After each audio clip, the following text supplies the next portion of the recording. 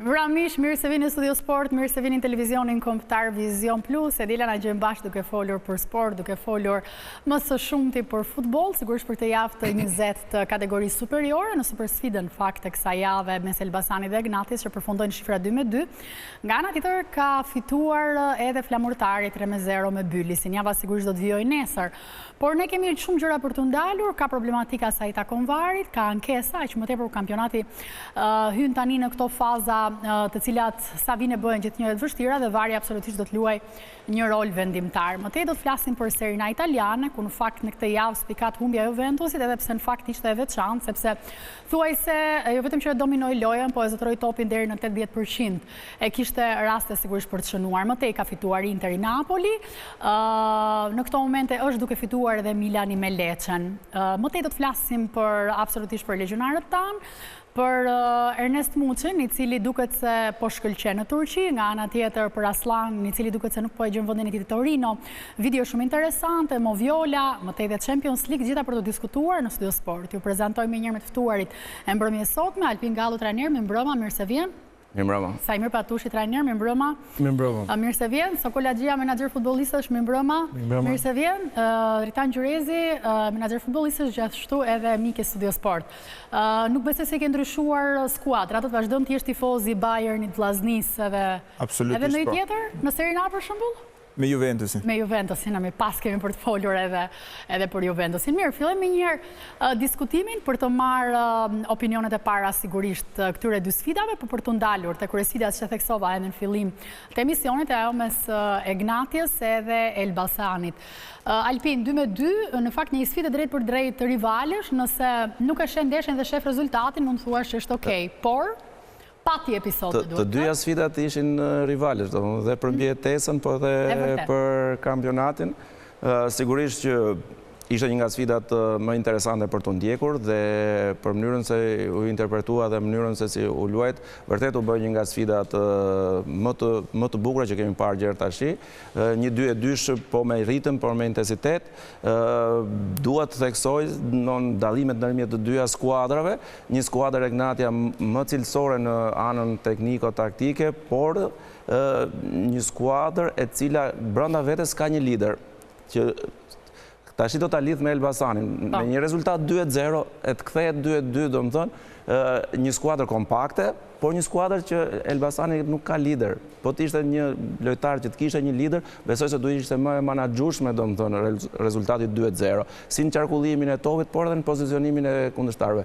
Dhe shumë pak, gati 30 minuta që ky rezultat shkonte 2-2 dhe minutat e fundit mbase mund të ishin edhe fatale që mund shkonte edhe 3-2, duke pasur një rast tek me Portën që e humbi Egnatia. Kështu që them që Egnatia ka një lider, i cili është numri 6, do më thënë, i Egnatis, që për mendimin tim është një nga lojtarët më cilësor, edhe me grind, por që besoj se në momente decisive është ai që e merr.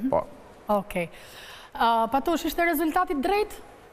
Të them vërtetën, nga njerë, kur shikot 2-2, unë kënaqem të sasia e golave. Ose ajo çfarë ne shikojmë çdo javë, ne shikojmë golat me pikatore. Por kur shikojnë rrjedhojnë se si vijnë këta gola, unë besoj që duhet të jenë aktorët ato që duhet t'i shënojnë golat, jo të jenë protagonist arbitrat e pjesa më e madhe. Gjithsesi, ishte një ndeshje e luftuar, këto dyja kampet, më vjen keq sepse të dyja kampet donin ta fitonin ndeshjen. Pavarësisht se ndeshja ishte në Rogozhin, unë besoj që Egnatin tani e kemi parë dhe e kemi mësuar të vitet e fundit. Është ajo që komandon kampionatin shqiptar, është ajo që kur do ose kur Egnatia t'impunon futbollin që ne kemi parë këto 2-3 vitet e fundit, mund të themi që kundërshtarët në letër janë të vegjël. Por të kesh një rezultat 0-2 edhe mos ta menaxhosh, unë besoj që trajneri i Elbasanit gaboi dhe ne do ta prekim gjatë emisionit, por unë besoj që faji kryesor shkon për trajnerin. Shkon për trajnerin.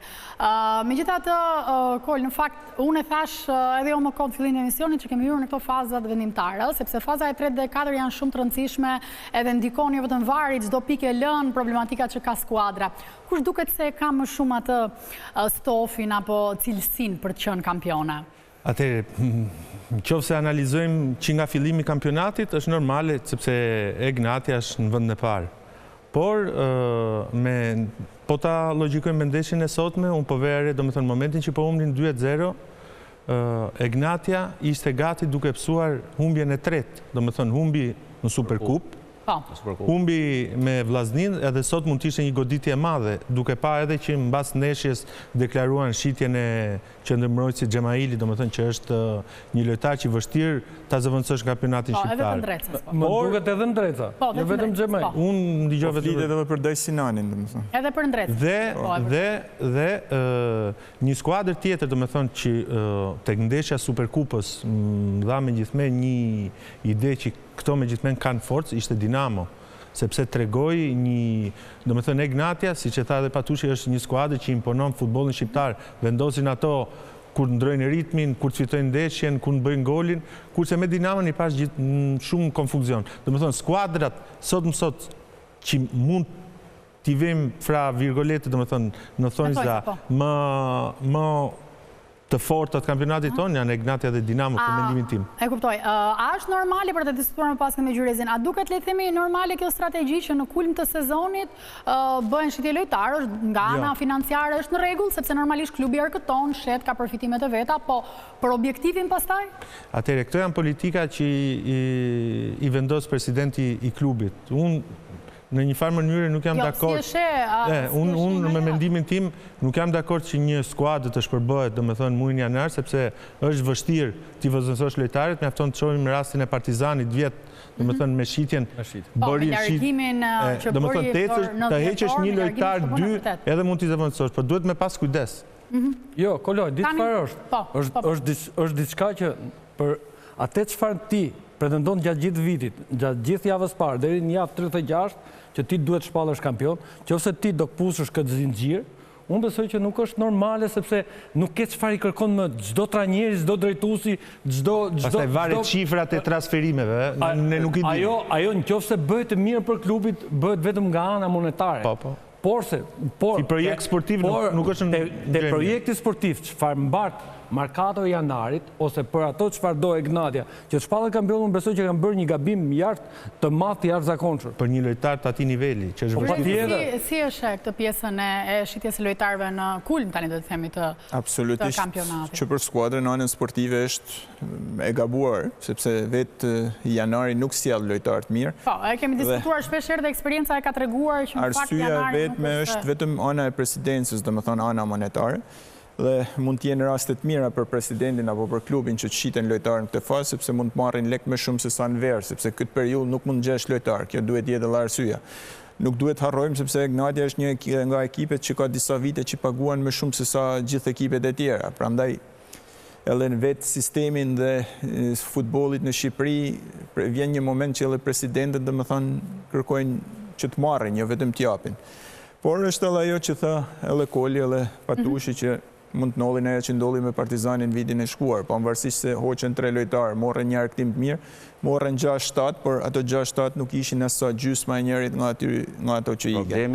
Problemi i futbollit shqiptar është i projektit bëhen shumë të shkurtra momente, nisin me projekte të mëdha dhe pastaj dalin afat shkurtër, sepse me ato kualitete që ka Egnatia, është sezoni 3, ajo duhet të reflektohet në kupat që dalin në Champions edhe këto. Në momentin që këto lëvizje të bëhen, atëherë nuk mund të krijosh një klub me potencial për një kohë të gjatë domethënë të krijimit, sepse dhe këta lojtarë po të luajnë 5-6 vjet bashkë, domethënë atëherë dhe në kupat e Evropës do ketë, kemi rastin e Skënderbeut, u bë 4-5 Skënderbeut të famshëm, mund të merrë ndonjë lojtar. Kishim një frut të mirë në Champions League në Europë. Nuk mundur që të marrë lojtar 4-5 vite me Shqipëri ekip pretendent. Do ta kemi këtë projekt, do ta kemi e nisim madhështor, sepse vërtet Egnatia në mënyrën e marrjes lojtarëve dhe në cilësinë e futbollit që po luan sot, është hyrë në ekipet më të elitës në futbollin sot për momentin në Shqipëri, por bëhet e vogël në Champions, bëhet e vogël në Kupat e Evropës, bëhet e vogël. Pse nuk ndiqen këto shembujt pozitiv, ose pse nuk ndiqet historia, se ata janë klube që kanë pasur sukses për hir vërtetës dhe elementet në i dim gjithë, trajneri, futbollistët, sepse shpenzimet janë shumë të mëdha te Ignatia. Buxheti atëherë dhe moment që ti të vjen një ofertë për një lojtar që ti mund të mbulosh ato shpenzimet që ke, atëherë je detyruar ta bësh sepse nuk ke të ardhurat të tilla, domthonjë që ti të suportosh dhe të bësh një projekt afatgjatë siç themi në klubet e mëdha. Nëse nuk fiton kampionatin, nëse bën këtë lloj strategjie. Albina është diçka tjetër. Është gabim, patyshim po them që e ka gabim. Strategjia mund të jetë ana financiare për momentin që ky lojtar do të na sjellë në klub. Por në qofse ti me këtë grup lojtarësh do përforcohesh edhe do marrësh atë më të mirën që mund të jesh në grup ose në grup të ardhur do të kesh shumë më të mëdha.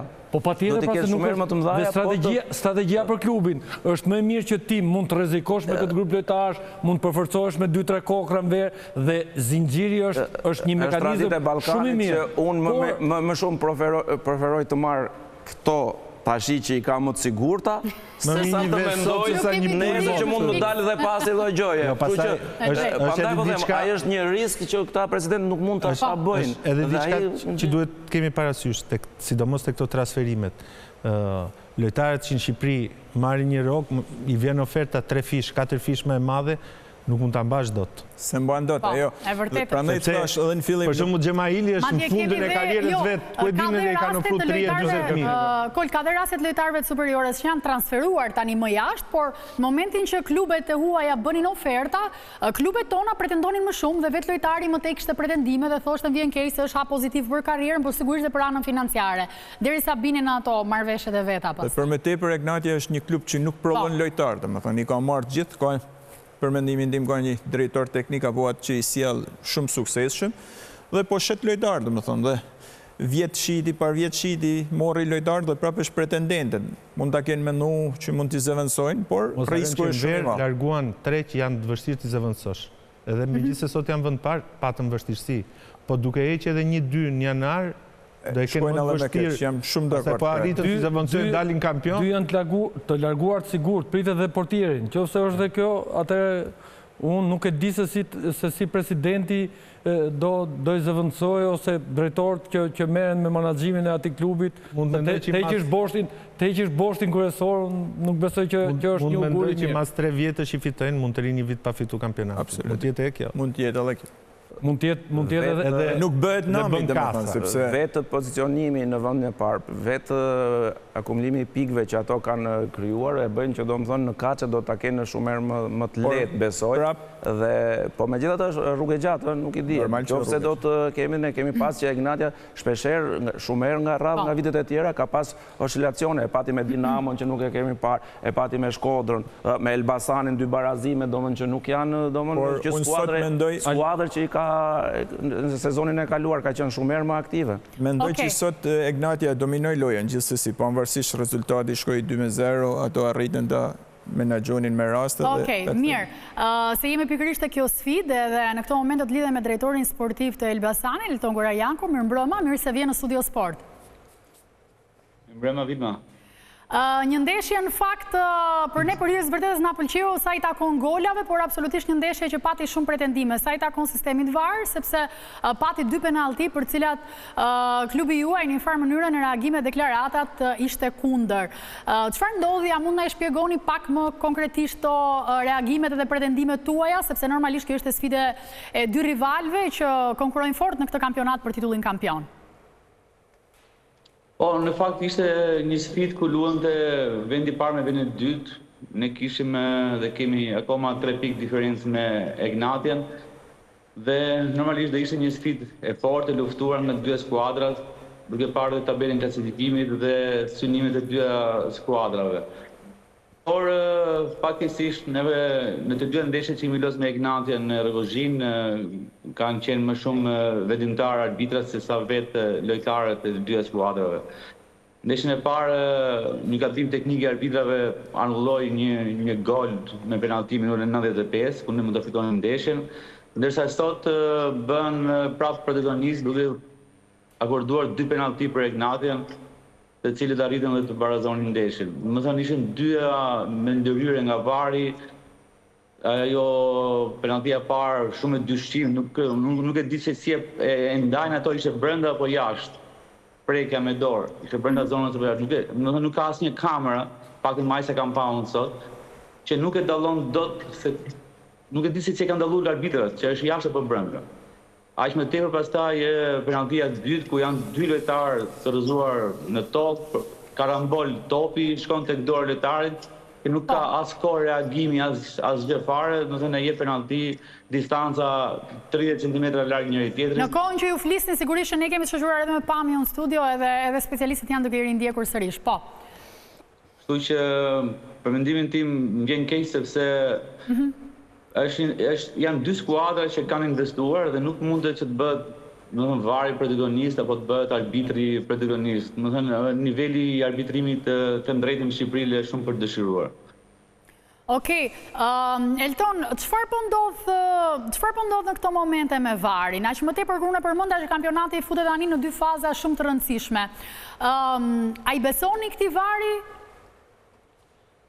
Nuk di të them sepse arbitrat tek neve bëjnë gafa të një pas njëshme. Do të thënë, unë marrë dhe shkak edhe nga ndeshja, sepse nuk jam shpreh dhe të drejtën është hera parë që dalë në një media këtë sezon apo të jap një intervistë, sepse nuk dua fare as të jap intervista, as dalë në media, pasi edhe në ndeshjen me Tiranën u larguan të gjithë lojtarët e Tiranës nga fusha.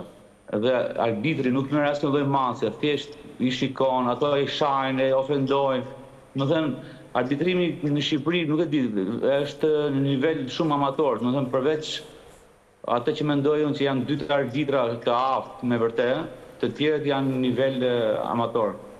Me qënë se jemi këtu, sërish të arbitrat, a besoni të kjo teoria e kompensimit qarkullon prej vitesh në kampionatin tonë, flasi fjalë, pra nëse një arbitër është kontestuar një javë më parë për gafat që mund këtë bërë që ka pretenduar X skuadër e ka kompensuar në javën pasardhëse. Egnatia për shumë kontestoi Vllaznin javën e shkuar dhe prandaj e lidh. Egnatia gjithë javën kontestoi arbitrin, vari arbitrin, Xhevdet Zegaj shkruante në portalin e tij çdo ditë për të bërë presion arbitrimit në Shkodër, derisa erdhi dita sot dhe morën 2 penalti. Besoj se sot janë të kënaqur me varin, kështu që ja dolën besoj. Ti bëjmë. E kuptoj. Alpini është shoh që më ndërhyn te pyetjet edhe Sajmiri dhe pastaj vijojmë bashkë. Po Alpini pari. Elton, e para një herë vari është nuk kemi përse t'ja vëmë. Vërtet ketë drejt vetëm në një pjesë. Te kjo ndeshje mund të ishte një arbitër më autoritar, sepse shpeshherë i anashkaloi, domethënë sikur i doli nga dora situata. Por te pjesa e penaltive, domethënë besoj se për mua kanë qenë penalti sepse ishin prekje me dorë dhe nuk çdo prekje me dorë është penalti, profe.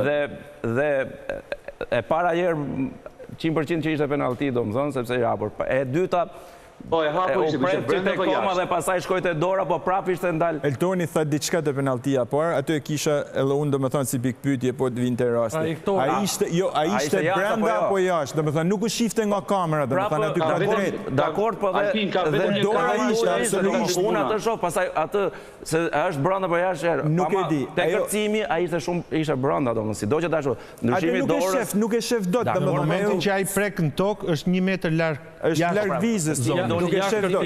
Kjo është atje, po nuk mund të thush që ishte penalti, domethënë, se ky do të thotë që ishte nuk mund të thush domethënë. Nuk ishte e qartë brenda, po është penalti. Pra. Nuk ishte e qartë për mendimin tim. Po nuk e ndan dot se është brenda apo jashtë. Dakor, po ta shikosh. Unë atë që pash, domethënë, mënyrën që si e prek topin atë, për mua është penalti. Jo, po të shiko pak me vëmendje arbitrin. Do të thënë i shkojnë 10 lojtarë të Egnatias që i bëjnë presion. Do të thënë ai është një arbitër që i bën presion Aleksi dhe jep penalti. I bën presion Aleksi dhe jep faull. I bën presion Aleksi. Edhe po ishte për ju e njëjta gjë, domethënë do shkonit sepse është prekje me dorë, domethënë çdo kush do shkonte në atë rast, kështu që. Okej, po. Edhe Sajmiri Egnatia i shkonte edhe për një faull normal mes fushës 10 veta arbitrit. Presion. Okej, patush, po. Gjatë gjithë lojës. Është taktika atyre. Është taktika jo Elton. Mirë, okay. Elton në mbroma. Mbrëma, është mirë. Paga shumë unë e theksova dhe para fillimit e emisionit, sepse të vjen keq kur gjyqtarët bëhen pjesë e asaj që s'duhet t'jenë.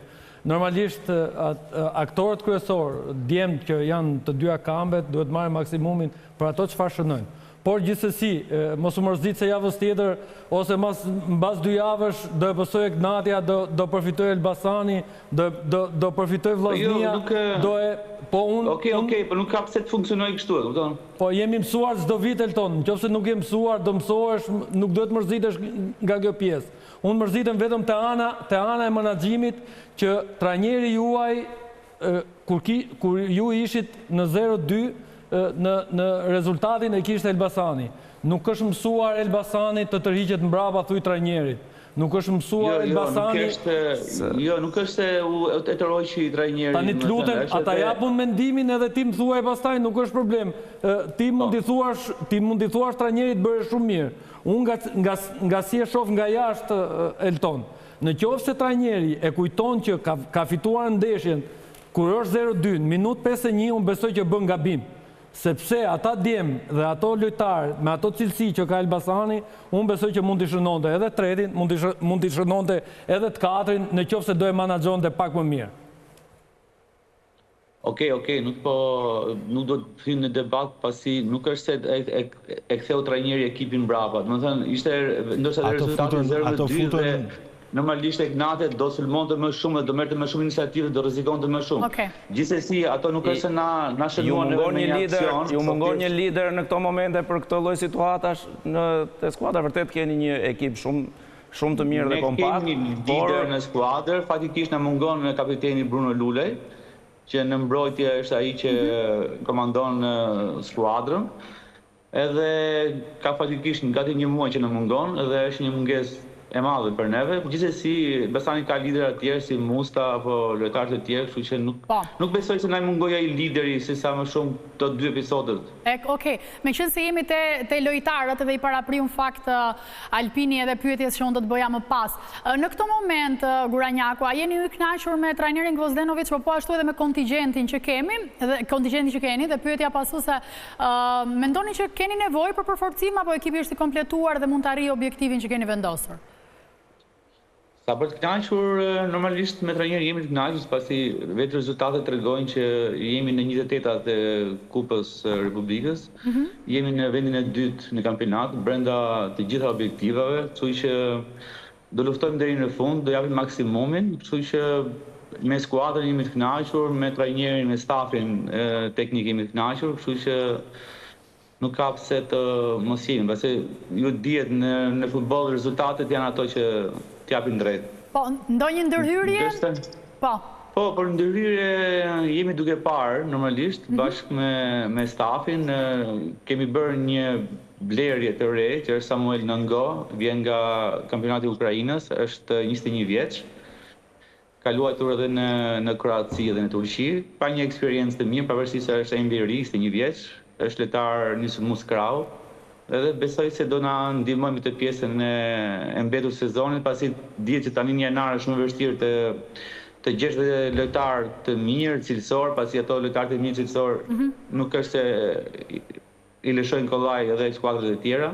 Ne duhet të shikojmë lojtarë që aty ku ka mbaruar kampionati apo nuk gjen dot hapësira në këtë lloj skuadrash. Elton, ne pak më parë po flisim për strategjitë e klubeve dhe më konkretisht për Gnatjen, por normalisht bëj paralelizmin që të ndalem te ju më pas. Në strategjinë tuaj, në objektivat tuaja, si do t'jetë që ju do vazhdoni të fitoni këtu dhe më pas do të shisni, sepse Gnatja po shet. Do të thënë, si e keni ju strategjinë e klubit? Shiko, strategjia e klubit normalisht duhet tjetë që të prodhoj lojtar, të evidentoj lojtar dhe të shesi ato. Pasi është vetëm mënyrë në Shqipëri që edhe klubet të mbjetojnë, pasi nuk kanë në Shqipëri të ardhura të tjera klubet. E vetmja e ardhur është Europa, por dhe ajo nuk është të zgjidh shumë punë, pasi vetëm raundi parë është shumë pak. Gjithsesi, ajo pjesa që po flisnim më parë për Gnatjen, Edhe unë dhe isha dakord në qoftë se do mish në oferta për lojtarët edhe normalisht do t'i merrja parasysh për t'i shitur ato, pasi ta thash, është vetmja mundësi që klubet shqiptare të mbjetojnë në kësaj sepse vetëm edhe presidentët një ekip konkurrues që ta shikoni të ardhurat e buxhetit, domethënë nga kupat më shumë se sa nga shitja e lojtarëve. Ne kemi krijuar një ekip konkurrues. Ne mos harrojmë sepse nuk po them për kampionatin shqiptar, për lidha domethënë te buxheti, domethënë konkurrues si të rikthehemi Korçës dikur, domethënë që të jemi dhe dinjitoz, domethënë, dhe në kupat e Evropës, sepse me grupin që keni ju brenda objektiva jeni, domethënë do jeni në kaçe, plus që do merrni pjesë në kupat e Evropës. Domethënë të mendoni për mendimin tim, të hidhni hapat e sigurt që tash për të krijuar një ekip konkurrues dhe dominues që të arrijmë jo vetëm në një tur, por edhe në disa turne. Ja, Alpin, ne fatikisht ajo është projekti dhe joni, por mos harrojmë se Elbasani ka vetëm një vit e gjysmë në Super League. Dhe besoj se ti e di shumë mirë se sa vite kishte Elbasani pa u rikthyer në Super League. Kishte ka një handicap të madh, tash 10 vjet nuk janë pak larg Super Ligës. Kështu që ekipet e tjera kanë avantazhe, Dinamo, Vllaznia, Egnatia për disa vitesh, Partizani, Tirana kanë vite në Super League. Jo, unë për mua do them që Elbasani ka tradit, mos e merr domethënë që ke vite që si e kthyer, tradita qëndron. Elton, unë nuk pajtohem me mendimin tënë që Elbasani nuk e paska dhe Partizani dhe Vllaznia edhe këta tjerët e kam. Pse do të thojë unë? Futbolin a ka treguar. Tani kaloi periudhë vështirë, sa i referohet. Po patjetër, më periudha vështirë. Elbasani na ka treguar me atë qytet që e adhuron atë futboll. Nuk është më inferior as e Vllaznia, as e Partizani, as e Egnatia. Mund të them diçka unë? Po. Skuadrën e bën buxheti që kanë dispozicion. Patjetër. Qyteti mund të jenë edhe 1 milion që të vinë me të pacu. Varet nga investimet që bën klubi. Për mendimin tim, jo, unë po them diçka, jo se hapi që është duke ndjekë në Elbasani është hapi më perfekt që mund ndjehet. Investimet e Elbasani janë serioze. Duket që një vit e gjys, dhe nuk mund të jemi inferior as ka shi Vllaznis, as ka shi Tiranës, as ka shi Partizanit, as ka shi Egnatias. Për futbollin që këta luajnë, për çfarë ne kemi parë tek një vit e gjys. Edhe me kriju grupin e skuadrës me lojtarë për të pretenduar duhet kohë, se nuk mund të marrësh 20. Këto janë duke punu, për mendimin tim vjetë kanë qenë shumë mirë, sepse nga skuadra që erdhën nga kategoria 2 luftoj deri javën e fundit për me hy në kupat e Evropës, edhe këtë vit, sot po të fitonin, sot dhe ishin në vend parë në klasifikim. E vërtet. Elton, të lutem edhe 2 pyetje e fundit, por shkurtimisht. Normalisht që objektivi juaj absolutisht nuk ndryshon, është titulli kampion edhe më tej pjesëmarrja në Europë patjetër, por do doja pak të dija rivalët tuaj, cilët mendoni se janë deri në fund, se do të jenë deri në fund? Tani rivalet... Patjetër që janë gjithë ekipet, po duat më përmendesh ato që ishe vërtet që mund të ndajnë kampionatin. Egnatia, Vllaznia dhe Dinamo normalisht kanë diçka më shumë se ekipet e tjera, pasi janë ato skuadrat që janë bashkë pranë njëra tjetrës, po gjithashtu dhe Teuta, Partizani, më thënë janë ato skuadrat që mund të bëjnë shumë mirë edhe në pjesën tjetër të mbetur të sezonit. Tani, të lutem, edhe diçka tjetër, për të sqaruar pak opinionin publik, në fakt, çfarë ndodhi me tifozët, se një pjesë mbeti jashtë, sepse kam parë që ka pasur një problematikë në rrjetet sociale, nuk e di çfarë ka ndodhur konkretisht. Doja ta cek edhe unë si temë këtë, fatikisht sepse isha lart në tribunë dhe u mora me këtë punë. Nuk e di të më thënë se në Shqipëri themi që nuk ka tifoz në për stadiume, por në fakt kishë ne edhe kur i kemi tifozët edhe tona i përzejnë për jashtë. Kështu që më vjen keq sepse ishin gati 150 tifozë të tjerë nga Elbasani, që nuk patën mundësi të futeshin në stadium, pasi policia ose delegati ndeshjes nuk e di sepse ato gjithmonë ja faturoni njëri tjetrit. Unë pyse delegatin, delegati thoshtë nuk len policia. Pyse policin, shefin e policisë, më thoshtë që nuk në len delegati të fusin tifozët e tjerë. Kështu që ato mbeten jashtë, për kundrazin, akoma më keq, se dhe ato që ishin brenda, dhe ato u larguan nga stadiumi, dhe kanë ndenjur një pjesë shumë e vogël e tifozëve, pasi ishin rreth 500-600 tifozë nga Elbasani. Okej. Elton, unë do duhet përshëndes, po në fakt edhe Milani ka fituar, për Elbasanin e di që absolutisht dëshira është për kampion, po të Milani tani si rreshtohesh, te ata tifozët që e kritikojnë, po ata tifozët që besojnë deri në fund se mund të bëjë diçka në Serie A.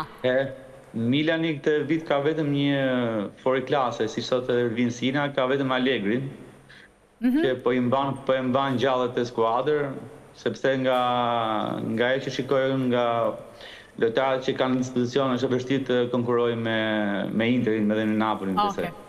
Mirë, Elton, të falenderoj shumë edhe të uroj shumë sukses në punën tuaj, patjetër që gjithë një mirë pritur, si në lidhje direkte, po ashtu edhe në Studio Sport. Faleminderit për gjithë deklaratat tuaja. Faleminderit juve. Mirë, ne do të shkojmë në një hapësirë publicitare, më pas rikthehemi sërish në studio me diskutim.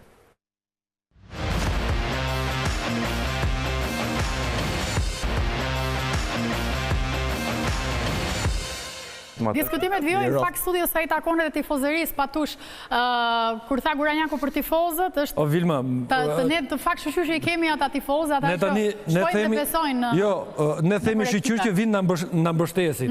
Tani të lem pjesën atë që ata zbugurojnë kampionatin shqiptar, ata zbugurojnë shkallët e stadionit. Ti lem jashtë, nuk e di se ku e gjej forcën shefi policisë edhe delegati. Se për 2 minuta, se për 3 minuta, ne mund t'i bëjmë bashkë të dy këto zotrit, edhe këta të marrin pjesë, festojnë apo të hidhërojnë, apo të gëzojnë, është pjesë e si do tjetë këtë 90 minutës. Por, ne të kemi një pjesë të mirë jashtë, dhe mos ta menaxhojmë dot, nuk e di ku e gjenë gjithë këtë kuraje dhe mund t'i lesh jashtë. Është mungesë organizimi. Sepse dje një qytet që e ndjek shumë, se për shumë Elbasani, është një skuadër që ka shumë tifozë. Ajo është një derbi, po se është një mini derbi. Por, në qoftë se është në bon sens që këta njerëz futen brenda, për 2 sekonda zgjidhet kolo. Ato nuk janë 500 huligan që do t'ynë dhe do të shkatarojnë... Jo, e vërtet. Tani ne nuk kemi ka këto huligan që na kanë prish kampionatin çdo javë. Të flasim pak edhe për flamurtarin Alpin, se duk sigur ndezi një dritë shpresa, le të themi kështu me këtë fitore 3-0 me Bylisin. Unë gjallë kjo skuadra e Morero, se Real Marku bëri një super gol, por vazhdimësia është e rëndësishme. Por sigurisht edhe këto 3 pikët që mori sot. Sigurisht 3 pikë oksigjeni për flamurtarin. Një skuadër që element ka brenda, por që prodhon dhe futboll, por që nuk ka arritur të marrë fitoret e duhura, mbase skuadër me shumë lojtar, me shumë shpenzime, por që të jetë në këtë kuota, për të mbijetuar, për mua është handicap, sepse ka investuar dhe ka goxha lojtarë të cilët janë lojtarë cilësor, si Trashi, që Marku që bërë një gol vërtet spektakolar, por që arriti te fitoria. Shpesher kemi parë edhe sfidat të tjera, dhe barazimin në momentet e fundit me Elbasanin janë një frymarrje për skuadrën, dhe këtë 3 pikë që mase do të ndryshojt qikë dhe nga ana psikologjike. Por du të them që janë 4 skuadra që do luftojnë mirë për vendin e fundit. Tirana, Ballçi, Flamurtari, po edhe Vora e shoh si në ato ujëra. Flasim për Vllaznin, merrem me 4 shene e fillimit, si është Vllaznin në këtë moment. Do të ketë një ndeshje nesër sigurisht në këtë javë të 20. Mos flasësh për skuadrën më të mirë të kampionatit, s'ka si të nollë, domethënë. Okej. Nesër mendoj që është në ndeshjet më të rëndësishme për Vllaznin, sepse një fitore e saj me Egnatian, mendoj që i ka me Egnatian javën e kaluar. I ka qetësuar pak ato ujrat cilat ishte Vllaznia para pushimit, domethënë para ndërprerjes. Do jetë një ndeshje shumë e vështirë, sepse edhe Dinamo, themi drejtën, bën një nga futbollet, bën futbollin ndër më të mirët në kampionatin shqiptar. Por nëse do të fitosh, nëse do të dalësh kampion, duhet të hysh në fushë që të fitosh gjitha ndeshjet. Pavarësisht se skema është çike ngatruar, domethënë, por mendoj që Vllaznia ka gjitha shanset për një rezultat pozitiv nesër. Tani ajo që do të pyes unë, absolutisht vetëm si tifoz, një si futbollit, si menaxher, por edhe se normalisht rridha afër ekipit si Shkodranë gjithë me radhë. Çfarë ndodh me këtë vllaznin? Janë të vërtetë zërat se ka një lloj problematike, jo vetëm vllaznia, siç ndodh rëndom skuadrave tona, me përjashtim të 2-3 pak a shumë nga mesi i sezonit gjitha filloi një lloj problematike. E para kjo dhe e dyta ajo që më bën përshtypje është kjo pjesa e heshtjes në një farë mënyre për të mos dalë lojtarët në media, për të mos dhënë deklarata, nuk arrit ta kuptoj këtë pjesë. Çfarë ndodh tamam?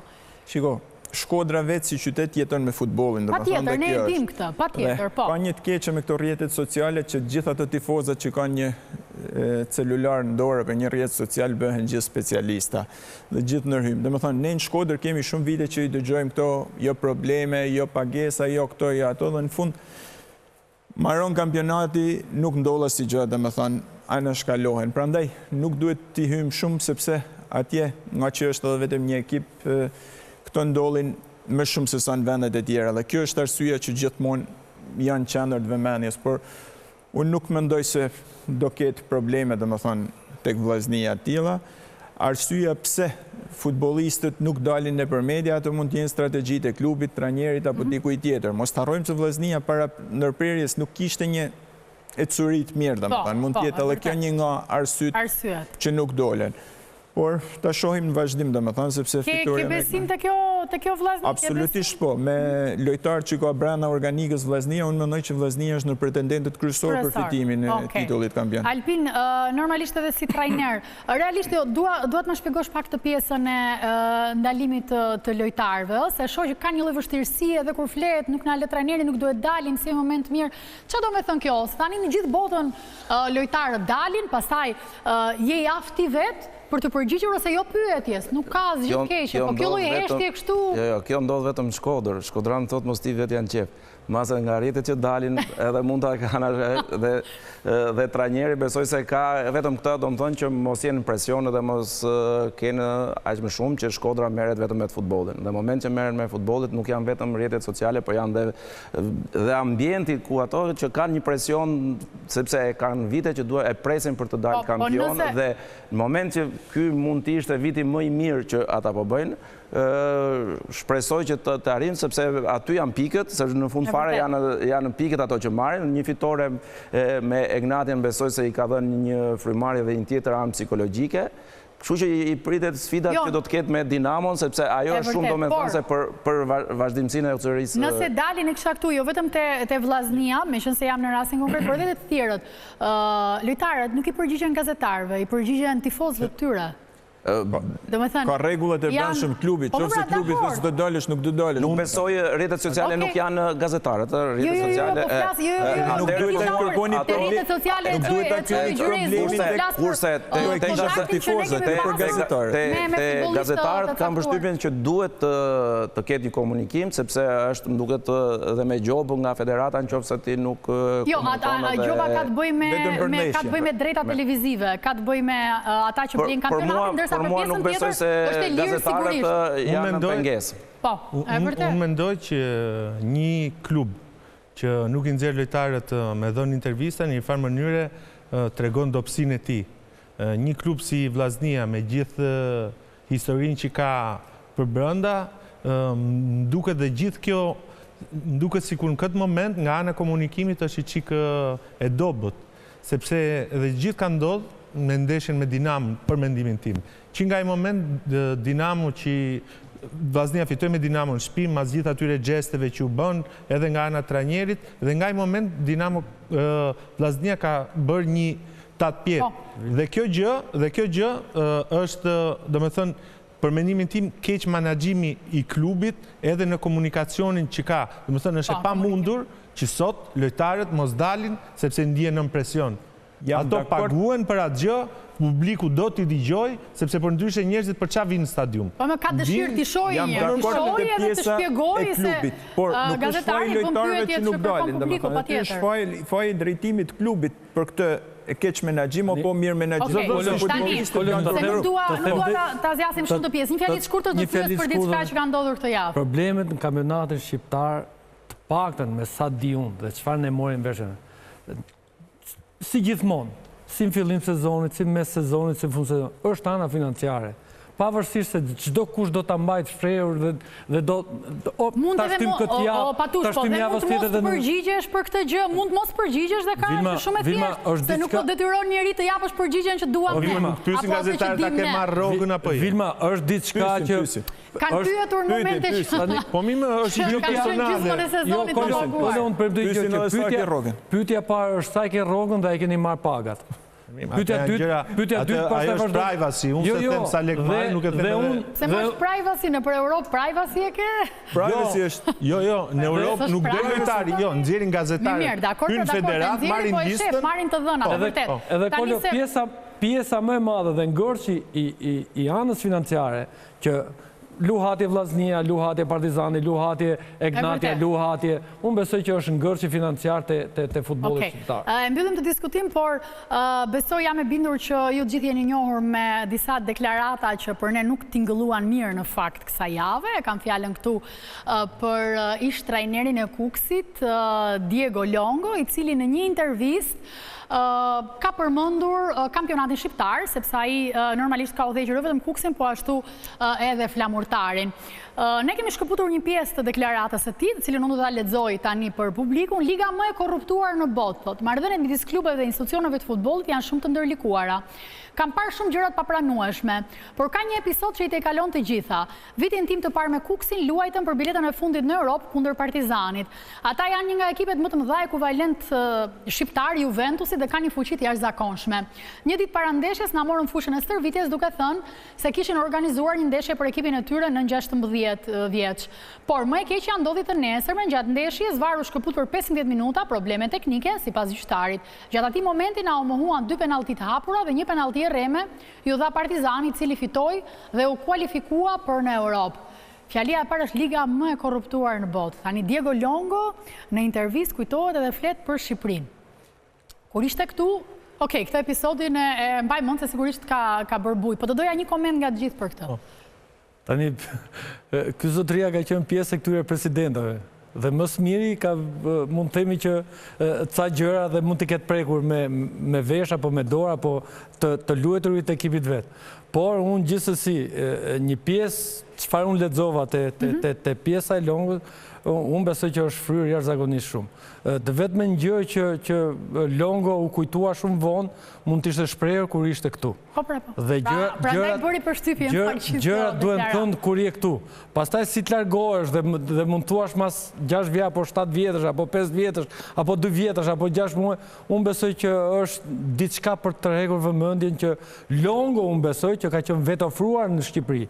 Jo mund të themi që ka qenë nga ato spikaturit e përzgjedhurit. Po, Alpin. Kampionati shqiptar dihet që është dhe problematikë, po jo në këtë lloj statusi që ky po e çon edhe jam dakord me Patushin, qoftë se ky do të kishte diçka, mund të kishte reaguar kur ishte këtu, edhe kur ishte trajner, që këtu nuk po shkojnë gjërat. Moment që ti ikën edhe kthehesh mbrapa një historie, domethënë pastaj mund të flasësh shumë gjëra që këto që 15 minuta ti ik vari mund ndodhi çdo kush në futboll për arsye teknike taktike, por nuk do të thotë që këto janë zgjidhja e gjithë kampionatit që mund të ketë. Po fletet edhe për varin që vari për më tepër tani po kontestohet në Europë. Çfarë po kontestohet vari? Kontestohet për gjyqtarin, u thrit me vonesë, erdhi pa varin, e kishte përballë topin, duhet ta jepte, duhet shkonte. Mund të jenë episode që mund të zgjasin shumë, që mund të jenë milimetrike për të zgjidhur, që është gol apo është atë. Kështu që nuk besoj që ashtu. Por mua është shumë mirë që vari është. Ky intervistën e dha tek një nga gazetat më prestigjioze të botës, La Gazzetta dello Sport. Duke qenë që kam 30 vjet në Itali në botën e futbollit, gjithë fillun me telefonata, me mesazhe. Unë i thash, nëse ai thotë që në Shqipëri është liga më e korruptuar në botë, për mendimin tim, ai është një nga trajnerët italian më skarso në botë. Më dobët. Ja thash skarso se italisht e kuptojnë, sepse një trajner i tillë, mirë që erdhi te Kuksi. Po mbas Kuksi shkoi te Flamurtari, nuk i mjaftoi Kuksi atij që këtu ishte. Për të kuptuar që ku ishte. Po shkoi te Flamurtari, iku te Teuta, po ta thriste Partizani, do shkote te Partizani, pastaj për sa i përket varit. Ishte bisedime me Partizanin. Unë po them, për sa i përket varit, këto gjëra, domethënë, unë me sytë e mi nuk e kam pa, po nga dëshmitar të botës futbollit ndodhin që ndonjëherë teknike apo për gjëra tjetër. Po, tani se kemi parë do të ndalemi pastaj patush se kemi edhe raste. Të akuzosh për një rast, për një ndeshje, një kampionat që është më i korruptuar, ky është budalleku më i madh që mund të ekzistojnë ose keqdashësia më e madhe që ekziston. Por ne duhet kuptojmë hallin e Diego Longos. Diego Longo është një njeri që është, siç e tha Koli, është skarcu i djegur, u doq dhe në Shqipëri sepse shëtiti gjysmën e Superligës dhe dështoj, dhe tashme ka shku në Itali, pretendon të marrë në një ekip, dhe tenton të thot të shi që unë dështova sepse i kështë vajnë tjerë. Pra ndaj kjo është një intrik. A di çfarë është habia më e madhe? Në qoftë se unë gaboj një herë, dhe erdha te Kupi. Sepse Iku te Flamurtari, iku te Teuta. Si mund gaboj unë herën e dytë te Flamurtari? Si mund gaboj unë herën e tretë te Teuta? Si mund gaboj unë herën e... Se kjo është absurde që ti t'i thuash një gazetare tani që... Edhe në të tre ekipe nuk ka pas rezultate. Po jo më... Ore, ka rezultate nuk... Po është puna jote që... Ka të bëj dhe ajo, do më ti kërkoj herë të vetja jote, ore qa po bëj për të skuadrë. Ore, ti zotri dashur, ti nuk kanë marrë për veshit dhe të kanë thonë hajtë do firmosë shtu me zorë se do marrë... Jo, po kanë ardhur edhe të tjerë italianë në Shqipëri edhe kanë qenë një parë niveli të suksesit të ridikua, edhe dhe Partizani dhe një reklam shumë të keqe në Itali. Kjo është e vërtetë. Megjithatë reklamën mund ta bëj të keqe, po varet sa merret parasysh kjo gjëja, sepse çdo njeri në kohën e sotme hyn dhe shef rezultatet me trajnerit dhe nuk besoj se ne si shqiptarë kemi pasaportë të keqe në Itali. Po, okej, tani nga trajneri italian do ndalemi te trajneri shqiptar, që edhe kjo deklarat në fakt ka bërë vërtet buj, është e trajnerit Ilir Daja, Dinamos. Për të dalë në merkato jam trajner, se kam drejtorin sportiv para dhe ai para se të thotë që të luftojmë për këtë apo për atë, të luftoj për të më sjellë sa lojtar në ekip. Sepse dhe me dëmtimet e Maliqit që ka mbyllur këtë kampionat, patjetër na duhet përforcojmë me 2-3 lojtar që të vazhdojmë esurin që kemi pasur në 2025-ën. Edhe kjo në fakt u duk e papritur nga trajneri Daja për drejtorin sportiv Pinari. Nuk e di qa koment të keni për këtë. Jo, ja pun komentin se i njoh shumë mirë të dy. Me Dajën dhe jam stërvit kur ka qenë të moshat për arsye se dëmtimi, edhe me Pinarin kemi luajtur të Dinamo, besoj se është një show i Dajës, sepse dimne në këtë situata që në këto momente jo që Daja është pa gërnjar është, po nëse ti e thua të show tani po e shoh për këndvështrim tjetër. Jo, sepse në këto momente kemi dhe menaxherin këtu që është e vështirë për të gjetur lojtar që kërkon Daja. Daja kërkon ca lojtar me specifika të ndryshe nga lojtarët e tjerë dhe shumë mirë e bën, sepse është kërkesa e tij për të dalë kampion edhe i duhen, por në këto momente në mes atëre, po të ishte aq këmbgulës Daja, që të merrte me Pinarin, të merrte me presidentin, që mos e linte të shiste, që sa ishte në Kupat e Evropës, të shiste lojtarë sulmuesin kryesor. Kështu që të ishte aq autoritar ta bënte atje, jo tash me Pinarin. Nuk ka si gjë, Pinari radh parë do zgjedhi, radh parë do marrë aprovimin nga presidenti, me kërkesën e Ilir Dajës pa të sjellë lojtar, se nuk e sjellë, se nuk do japi Pinari lekët që të sjellë lojtar. Unë mendoj diçka, për shembull, Dinamo nxori 2 lojtarë, domethënë ku edhe arktoi shumë, domethënë nga këto 2 lojtarë. Dinamo ka luajtur nga Kupat e Evropës, domethënë të gjitha turnet deri pjesë e kampionatit pa mbrojtës qendre real. Se do ta hiq në momente kur ishte. Mima atë kanë qenë, po ju po them, Dinamo ka qenë korrik që ai zotëri aty me drejtorin teknik kur ti mbrojtës qendre. Që aty më shtrëngohu, aty më s'lejo. Tani jemi në janar, kanë arkëtu minimumi 3 milion euro midis Kupave të Evropës dhe 2 lojtarët e shit, edhe thot që në janar nuk gjen qendërmbrojtësa ose çfarë lojtar mund të është e pamundur. Mjafton të paguash, lojtarët i gjek si ti dush. Kolo, është momenti që kjo deklarat bëhet për klubin? Jo, ato janë, do me thënë, kjo është diçka një ngërës brenda komunikimit në klub. Tani, fardo gjëra që mos shkojnë brenda një familje, unë nuk besoj që është zgjidhje.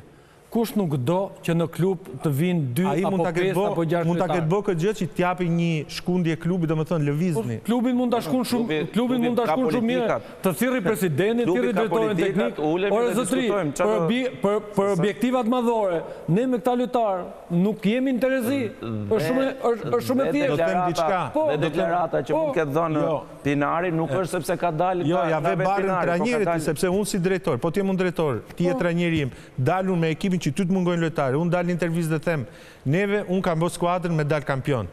Unë ta vej barën ty. Edhe ai po thotë që barë mos pa vini mu, se mund të ngoj lojtarë. Unë nuk besoj që e ka thënë herë Pinari dhe është i çmendur që thotë unë kam ekipin për kampion. Unë nuk e besoj që e ka thënë. Për para se të shkojmë publicitet, kam një pyetje për Kolin edhe për Tani, sa i takon Mercatos për ta mbyllur dhe për të ndalur në serina italiane më tej. Si ke parë Mercaton të Tirana? Nuk është pozat mira, e dim gjithë çfarë po ndodh, po ndërkohë prezanton lojtar her pas here. Shiko, Tirana ka shumë të vështirë me ndryshimin, sepse ka heq 10-11 lojtar, mos gabohen. Ato t'i heqësh në verë dhe të marrësh të ri, që ke mundësi shumë më tepër zgjedhje, është shumë e vështirë. Po, ka marrë Gjigjen, shpresojmë dhe më thonë që të kthehet edhe herë nivelin që ka qenë, por në ndeshjen me Bylisin që ishte, nuk ishte askund më Gjigjen që kemi njohur për bërë. Unë mendoj me afrimet që ka bërë, do me thonë janë afrime në një farë mënyre përveç Gjigjes që ne i njohim, po janë pikpyetje për sa i përket minutave që këto lojtar kanë luajtur, sepse mbrojtësi majt ishte 6 muaj pas skuadër. Ky Myslovic që kanë marrë nga Levski Sofjes, kishte rreth 200 minuta gjithë fazën. Gjigja 4 ndeshje, do me thënë, këto janë disa blerje që me i hudh tym tifoza, ja, unë i bëra, po duhet me i pam fushë se si do përgjinë, se nuk është e thjeshtë. Okej, ke folur boll për Tiranën. Nuk. Do shkojmë në publicitet.